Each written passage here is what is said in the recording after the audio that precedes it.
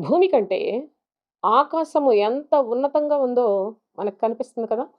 మనము భూమి మీద ఉన్నాం. ఆకాశం మనకు పైగా మీదికి కనిపిస్తూ ఉంది.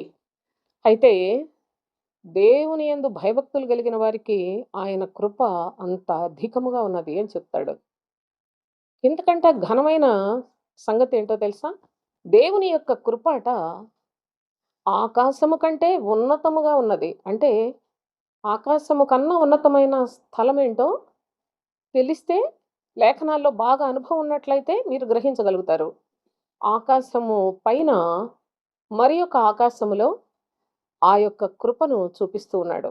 క్రీస్తు కృప మరి ఎక్కువ ఎత్తుగా ఉన్నది అనే సత్యాన్ని గ్రహించండి. ఆకాశ మండలము కంటే హెచ్చైన వాడైన క్రీస్తు ఆయనను చేరుకొనుటకు ఆయనే పరలోకములో నుండి ఈ లోకమునకు దిగివచ్చి ఆయన ఎక్కడ ఉంటాడో అక్కడ మనము కూడా ఉండే చక్కని మార్గాన్ని మనకు చూపించాడండి. అదే ప్రభైన క్రీస్తు. ఆయన బోధించిన క్రీస్తు సువార్త.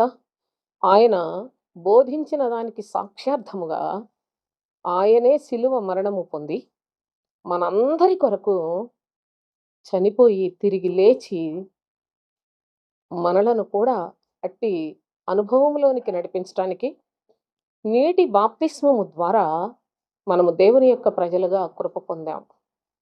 పరిశుద్ధాత్మ బాప్తిస్మము ద్వారా ఆకాశము కంటే ఉన్నతమైన కృపను పొందాం.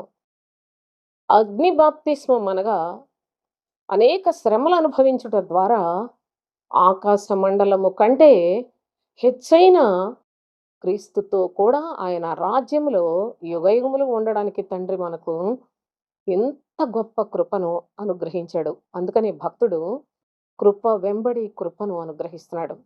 ఆయన యందు భయభక్తులు కలిగి ఉండుట, ఆయన ఆత్మను పొందుట, ఆయనతో కూడా శ్రమలు అనుభవించే మరి శక్తిని సంపాదించుకుని వారిగా సాక్షులుగా బ్రతుకుట అనేది అత్యంతమైన కృప. ఈ కృపను మనందరం పొందాలని తండ్రి చిత్తం.